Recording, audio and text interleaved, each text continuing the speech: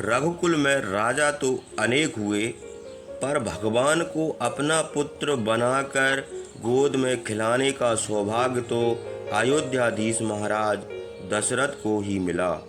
हिंदू धर्म की प्रमुख मान्यताओं में एक है पुनर्जन्म का सिद्धांत। मनुष्य अपने अच्छे बुरे कर्मों का फल बार बार जन्म लेकर भोगता है। कर्म का फल बिना भोगे नष्ट नहीं होता। इसलिए वर्तमान जन्म में जो किया जा रहा है वह इसी जन्म में समाप्त नहीं होगा, अगले जन्मों तक भोगना ही होगा। अतः सदैव अच्छे काम करें। आज कई बुरे काम करने वाले भी सुखी दिखते हैं, इससे भ्रम में नहीं पड़ना चाहिए। उनका सुख वैभव किसी पिछले जन्म के अच्छे काम का फल है। यह भोग समाप्त होते ही दुख आने वाला है।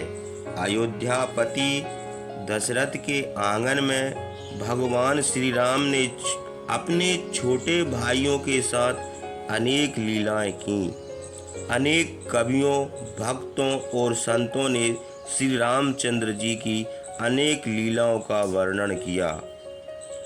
बच्चों की शिशु अवस्था से ही उनके भावी जीवन का आभास मिलने लगता है।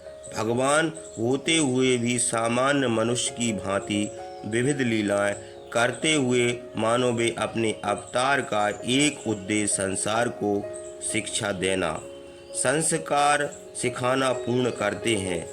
एक दिन माँ कौशल्या ने उन्हें रामलला को स्नान कराया और श्रृंगार करके धीरे धीरे थपकियां देकर सुलाने लगीं।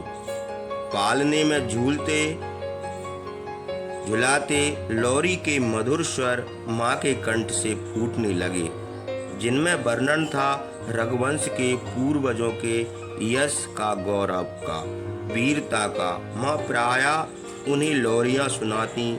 कई बार अपनी अयोध्या नगरी, कौशल प्रदेश, भारतवर्ष, कवि सरयू की पावनता व्यक्त करते भावों से भरे ये गीत होते। शब्दों के अर्थ न जानते हुए भी शिशु के मन में ऐसी लोरी गीत अपने देश, धर्म, कुल गौरव, अपनी धरती, अपने लोगों के प्रति सकारात्मकता, गौरव, अनुराग के भाव चित्र बनाते जाते हैं। यह वे भली प्रकार जानती थीं। एक बार माँ ने समझा बालक राम सो गए हैं, वे उन्हें पालने में छोड़ भगवान विष्णु की पूजा में लग गईं। ठाकुर जी को नहलाया, श्रृंगार किया, चंदन लगाया और आँख मूंदकर नैवेद्य किया।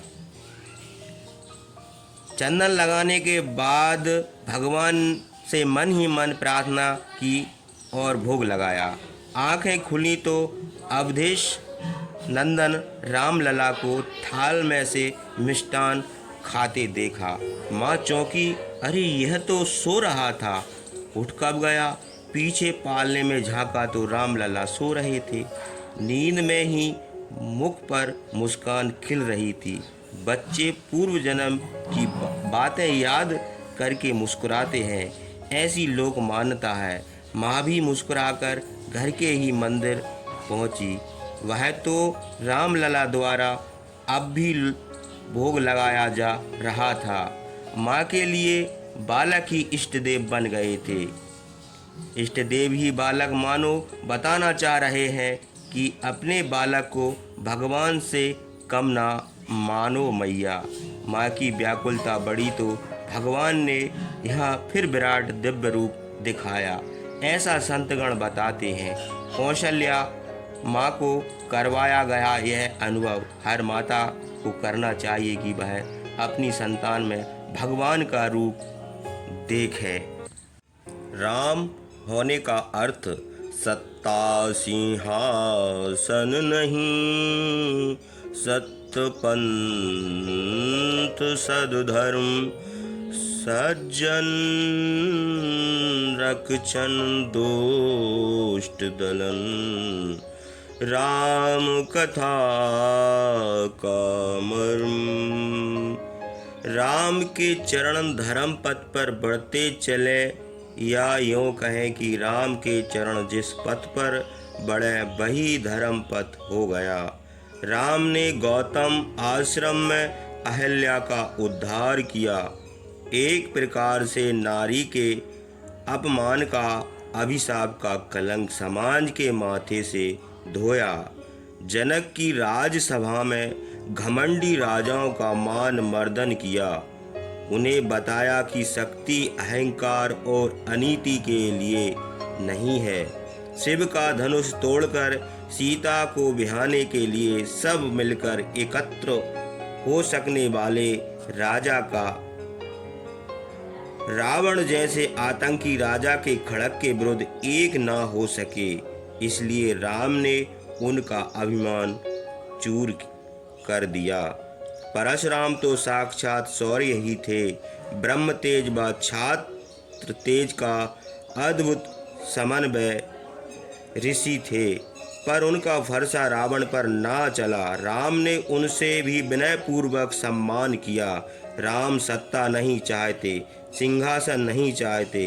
रातों रात राज तिलक का मुहूर्त वनवास का प्रसंग बन गया, पर राम तनक भी विचलित ना थे। माता पिता की आज्ञा का पालन और अपने समाज पर भरोसा। राम के पग सीता और लक्ष्मण सहित अयोध्या छोड़ वन की ओर बढ़ चले। निषाद राज गुह केवट सबरी सुग्रीव समाज के सब लोग भी राष्ट्र के अंग हैं। इनको छोड़कर अवध का राज्य अधूरा ही रहता। वनवासी राम ने सबको गले लगाया, अपनाया, उनके साथ सुख दुख बांटे, उनको सुरक्षा दी, उनसे सहायता ली, समरसता स्थापित की। राम की 14 वर्ष की वन यात्रा में अनेक कार्य सिद्ध हुए। हनुमान जैसे सर्वगुण संपन्न निस्वार्थ सेवा के अनुपम व्यक्ति की प्रतिभा का धर्म स्थापना में योगदान प्राप्त हुआ। सबरी निषाद राज आदि को अपने होने वाले राजा से निकटता एवं अपन तत्व स्थापित करने का अवसर मिला। बानर भालू वनचरों को अपनी शक्ति को संगठित रूप से राष्ट्र कार्य में लगाने का अवसर मिला और वे समुद्र पर सेतु बनाने जैसे संसार में इससे पहले कभी नहीं हुए कार्य को करने में सफल हो सके। अयोध्या की सुसज्जित सेना जो न कर सकी वह वनचरों भालुओं बानरों ने कर दिखाया। राम ने उनमें वह चेतना जगा दी कि अब हर कोई लड़ना जानता है। अपनी धरती धर्म संस्कृति व समाज पर आक्रमण करने वाली राक्षसी शक्तियों से जो प्रत्यक्ष लड़ना सकते थे वे लड़ने वालों का मार्गदर्शन करते उत्साह बढ़ाते। ऋषियों ने यही किया, संपाति ने यही किया और विभीषण जैसे महात्माओं ने अपने कुल परिवार के विपरीत जाकर भी धर्म का पक्ष ग्रहण किया। सेत बंद कर रावण जैसे राक्षसों के राजा का वध करने जैसा असंभव सा कार्य अभियान पूर्वक पूरा हुआ, क्योंकि भारत की सनारी सीता को अनाचारी रावण के चंगुल से छुड़ाना था। सब जानते हैं राम रावण का युद्ध जैसा हुआ वैसा युद्ध संसार में आज तक नहीं हुआ। अत्यंत धनवान बलवान मायावी और सुरक्षित दुर्ग में रहने वाला त्रिलोक को अपने आतंक से थर्राने वाला रावण अपने सभी सहयोगियों सहित समाप्त हुआ। श्री राम अयोध्या आए। रामचंद्र जी ने सुराज्य का उदाहरण प्रस्तुत किया। अनेक शताब्दी सहस्त्र वादियों के बाद भी अच्छे राज्य का आदर्श राम राज माना जाता है। राम कथा को विस्तार से पढ़ने के लिए आपको श्रीमद् वाल्मीकि रामायण और रामचरितमानस जैसे ग्रंथों का नियमित अध्ययन करना चाहिए। अनेक क्षेत्रीय भाषा में भी रामायण की कथा अत्यंत रोचक ढंग से लिखी गई है। उनका अध्ययन करना भी आपके लिए प्रेरक और ज्ञानवर्धक होगा। अत्यंत संक्षेप में केवल एक श्लोक में भी रामायण है, इसे तो आप सरलता से कंठस्थ कर सकते हैं। इस श्लोक की रामायण में राम के वन गमन से लगाकर रावण कुंभकर्ण आदि के वध के प्रसंग को ही मूलतः रामायण कहा है। इसका एक भाव यह भी है कि श्री राम का जन्म किस कुल में हुआ, वे राजा के बेटे थे या महारानी के रूप में जगत जननी सीता उनकी पत्नी बनी, या रावण वध के पश्चात वे अयोध्या के राजा बने। इन महत्वपूर्ण प्रसंगों के बाद भी वन गमन से रावण वध तक की लीलाओं में ही उनके राम तत्व का सबके लिए प्रेरक चरित्र है, जो जीवन में त्याग, प्रेम, समरसता, साहस, शौर्य और राष्ट्र धर्म के लिए कठिनतम प्रयत्न करने की प्रेरणा जगाता है। राम का यही कार्य कितना कठिन था। इसे लंका जैसे दुर्गम दुर्ग को जीतना था और समुद्र को पैरों से चलकर पार करना था। सामने रावण जैसा महाशक्तिशाली राक्षस था और युद्ध में सहायों के रूप में चंचल स्वभाव वाले बानर थे। फिर भी अकेले राम ने सारे राक्षस समूह का विनाश किया। ठीक है, किसी काम में सफलता अपने सत्व के कारण प्राप्त होती है, न कि साधनाओं से। इस प्रकार संभव को भी असंभव बनाने के लिए प्रयत्नों को करने वाला राम होता है। यही राम होने का अर्थ हम सबके लिए प्रेरणा स्रोत है। प्रभु की वास्तविक परीक्षा की घड़ी। सीखा जाना पढ़ लिया, तब तक है सब व्यर्थ। कर दिखलावे जो बही, जग में सफल समर्थ। सियावज रामचंद्र की जय। चारों भाई शीघ्र ही सभी अपेक्षित कला विद्याओं में निपुण हो गए। अब अयोध्यावासी उनका शेष काल के रूप में विभिन्न रूप देख रहे हैं। राजकुमार उन्हें कभी घोड़े दौड़ाते तो कभी धनुर्विद्या का आभास करते, कभी व्यायाम करते तो कभी इतिहास और अन्य शास्त्र पढ़ते देखते। राजा दशरथ के द्वारा इस सब की समुचित व्यवस्था की गई थी। रघुकुल में प्राप्त शिक्षा अभ्यास न करते रहने पर नष्ट होने लगती है। रघुकुल में सीखे संस्कार के पौधे अभिभावकों द्वारा घर पर न खींचे जाए तो फल देने से पहले ही मुरझा जाते हैं। दशरथ ने अपने मंत्रियों को भी इस ओर सावधान किया था। यद्यपि राम सामान्य बालक न थे, पर उन्हें वह सब कर दिखाना था जो सब बच्चों को करना चाहिए। एक दिन वह भी आया जब इसी सारी शिक्षा दीक्षा की वास्तविक परीक्षा होने थी। महामुनि विश्वामित्र गंगा के दक्षिण तट पर अपने सिद्ध आश्रम में एक लोक मंगलकारी यज्ञ करना चाहते थे, पर दुष्ट राक्षसी ताड़का अपने पुत्र मारीच व सुबाहु के साथ इस यज्ञ को अपवित्र कर असफल बना देती थी। राजा दशरथ के राजसभा में विश्वामित्र ने राम और लक्ष्मण को यज्ञ रक्षा के लिए ले जाने की मांग रखी। राजा बोले, सेना सहित मैं चलूं। विश्वामित्र बोले, नई पीढ़ी के देश धर्म समाज की रक्षा में खड़े होने का प्रशिक्षण कैसे मिलेगा राजन, पर इन्हें युद्ध का निशाचरों से लड़ने का अनुभव नहीं है। अनुभव करने से होगा राजन। आज आतंक के विरुद्ध खड़े होने का पहला अवसर है।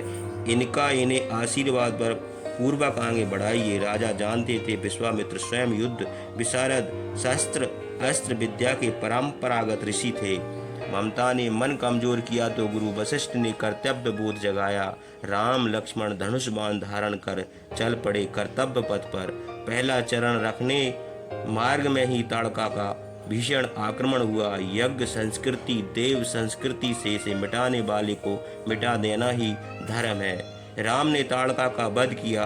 ताड़का स्त्री थी। गुरु विश्वामित्र ने समझाया, आतंक स्त्री पुरुष नहीं देखता, तो आतंकी में स्त्री पुरुष का भेद कैसा राम। कर्तव्यनिष्ठ राम लक्ष्मण को विश्वामित्र ने अनेक दिव्य अस्त्रों का शिक्षा दी। वे बड़ी तपस्या अनुसंधान से प्राप्त अद्भुत अस्त्र शस्त्र थे। राम लक्ष्मण यज्ञ रक्षा में सन्नद्ध थे। सिद्ध आश्रम में मंत्रों सहित स्वाहाकार गूंज उठा। तभी मारीच आया। एक ही बिना फर का बाण से समुद्र पार फेंक दिया गया। सुबाहु के भाव से कर्म न करने से सुबाहु न रहे तो राम का बाण उन्हें कैसे रटने देता। सुबाहु का भी नाश हुआ। त्रेता बीता, द्वापर गया, कलयुग के भी 5000 से अधिक वर्ष बीत गए। सतयुग से सूर्यवंशी चक्रवर्तियों की राजधानी रही। अयोध्या में श्री राम का जन्म स्थान आस्था का बड़ा केंद्र रहा। यह इतिहास का अमिट सच है। कलयुग में सम्राट विक्रमादित्य ने यह भव्य राम मंदिर बनवाया और अनेक मंदिर बनवाए। वे देव संस्कृति के वर्तमान युग के अनन्य संवाहक थे, लेकिन इस युग में भी राक्षसी संस्कृति आतंकी शक्तियाँ थीं